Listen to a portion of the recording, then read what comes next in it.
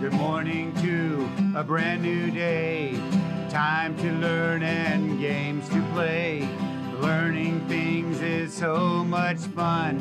Learning is good for everyone.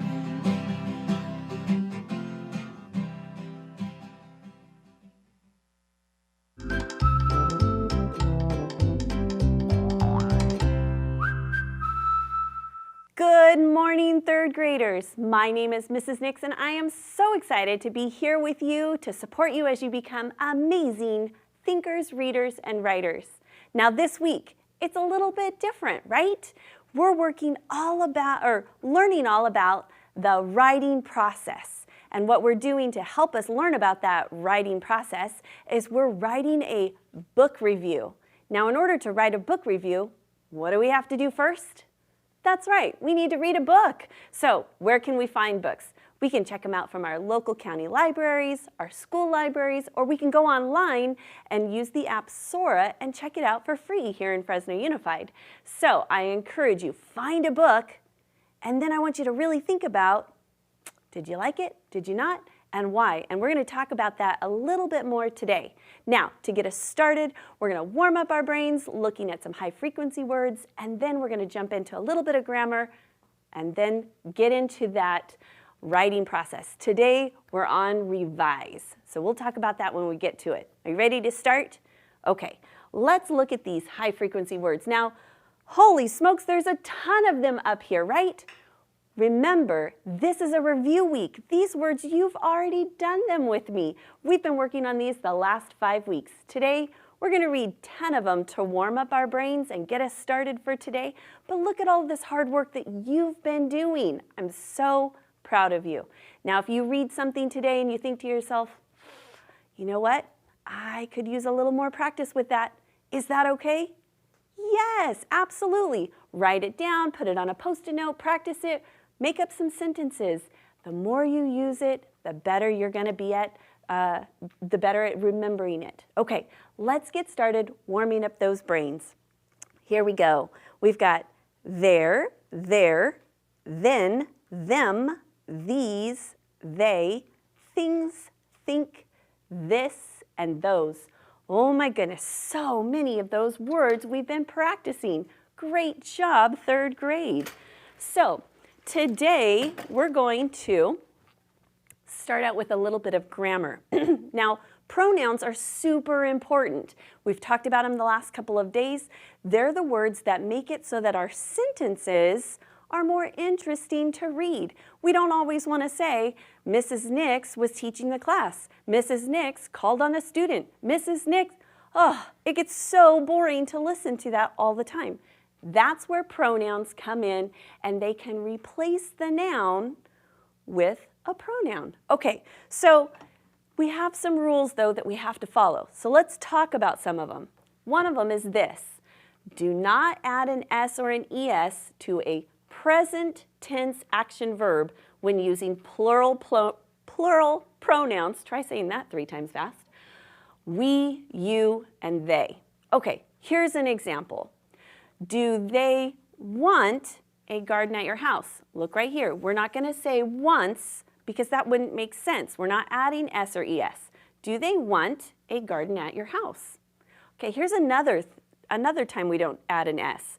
We don't add S to singular pronouns I and you. So after I and you, so for example, you know how to plant seeds too. We don't say you knows how to plant seeds too. We say you know.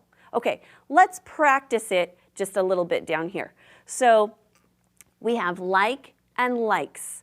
When we have the word we, this is a plural pronoun. We know we're talking about more. So we, are we going to add an S? We can even just look up here, right? We're not adding an S. So we already know that it's going to say we like. We like helping Mom with our garden. We don't say we likes helping Mom with a garden. And I even started writing likes. Oh my goodness. We like helping Mom with the garden. Okay, she is a singular pronoun, so let's practice it. Now we're going to add the S. She grows, she grows lettuce, tomatoes, and cucumbers. Do you see that? Now we have I. What was our rule? Oh, it's up here. So I, we're not going to add the S to our verb. So let's look. I help pull the weeds, and my brother waters. Okay, last one, he. Now he is singular, but he's not up here on our list. So he, we're going to add that S. He knows how to plant seeds too. So he knows how to plant seeds too. Again, practice, practice, practice with those pronouns because they're going to help your writing become so much more interesting. Okay, today we're talking about a book review. So what is a book review? Let's talk about it. I've got a poster over here. A book review states the writer's opinion about a book, provides a short summary of the book, gives clear reasons that support the writer's opinion, and then at the end, it ends with a recommendation to the reader. Should they read it? Should they not read it? Okay, so this week, we have been practicing this writing process, and I want to talk about, I'm going to do a little out of order today because we've been going through and we've been writing our own book review, and we're learning about it by looking at a model. But today, I just want to point out right here, so today we're on revise. On Monday, we talked about planning. Yesterday, you should have started to get that rough draft written. Remember, it can be messy and have scribbles all over it. It's no big deal. Take your time, make it make sense. Today is the day that we can go back and revise. I'm going to show you using that model again, how to revise, and then we'll talk about some of the steps that you can take to revise your own writing. So let's look at the model that we did from yesterday. So here it is, remember?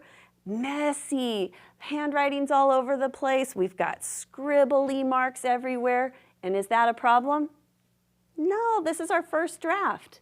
Today we're going to go through, we're going to revise. I'm going to take out my green pen today so that we can start to do a little revision. Okay, so just to kind of remind ourselves some of the things, I'm going to start out here at the top, and I'm going to talk to you about some changes that we might make, some revisions that we could do right here. So Antarctica, Life in the Cold. I just finished reading Antarctica, Life in the Cold, a book about wildlife in the Arctic. I usually enjoy learning new things. I did not like reading this book. I'm going to stop right there because I really feel like we could combine these two sentences together.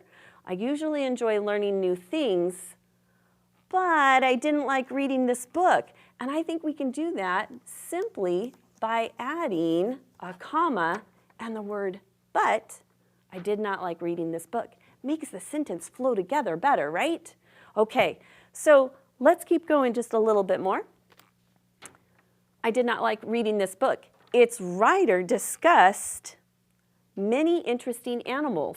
He did not go into much detail. Again, how can we make these two sentences go together a little bit better, flow a little bit better? I was thinking about what if we added the word while its writer discussed many interesting animals,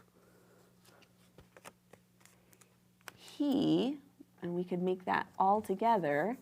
So take out the period, just put a comma. He did not go into much detail about many of them. Okay, so he discussed many interesting things, but he didn't go into much detail. So that wasn't very helpful. All right, in some places, the writing's very repetitive and boring. Okay, remember we talked about making sure that we have some ways that we are including some linking words, right? So I was thinking about, look at all of these paragraphs that we have here. And that's a great opportunity to put some linking verbs. First, then, next.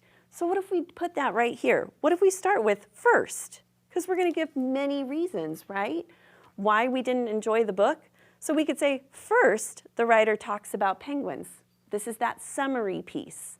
So if I did first right there, what do you think I would use on my second paragraph? How about next? See how easy that is? That's an easy fix that I can go back and do, and it connects my paragraphs so that they make sense. Okay, I did find one other little error in the middle of my paragraph right here, and it comes down here. So remember, he gives a summary of penguins, but I really like this part here. I'm going to start at the sentence that's right before this one, and I'm going to say right here, he does not provide enough information about the penguins. He does not tell how penguins can swim, how they can catch fish, or about dangers that they face. So this is some examples of how he's not providing enough information. Could we include just this little phrase, for example? And it lets the reader know, hey, I'm going to start telling you some examples.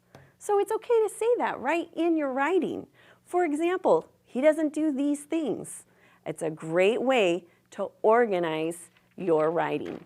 Okay, when we flip over, and again, I'm skipping right ahead to all of our different pieces, but I had our very last paragraph that's right here just has a finally, and I love that we can have that in there. So that is perfect. And I'm going to stop there because tomorrow we'll talk about some of the editing pieces. Today, as you start to go back and talk about your piece and how to revise your piece, here are some things to keep in mind. So you might want to write these down. Okay, revising your draft. Here are the pieces. Make sure you're adding details and information to make it clear. Remove distracting or unnecessary ideas. Replace bland or overused words. You don't want to be repetitious and boring, right? Rearrange your phrases or sentences so that they are more clear for the reader. Use those linking words and phrases, but, while, because, therefore, for example. And then go through and have a friend look over your information. Maybe they're going to ask you things like, what do you like about your writing and what might you change? And then at the end, after reading it, they might even ask you, what else would they like to know about? Great thing that they would be able to use, and I'm just going to put it up here as I know we're closing out today, but you could use a checklist. Checklists are great. They're going to help keep you organized as to what you're looking for. So, third grade, I just want to say thank you so much for hanging out with me today as you're getting ready for school. And remember, you are responsible for your learning success. So, listen, ask questions, and share your ideas, because together we can do so much more. I'm so excited to see and hear about all of the writing that you're doing, the books that you've been reading, and don't hesitate to share them with me. I'd love to hear about them. All right, have a great afternoon. I look forward to seeing you back here at PBS tomorrow. Take care. Bye-bye.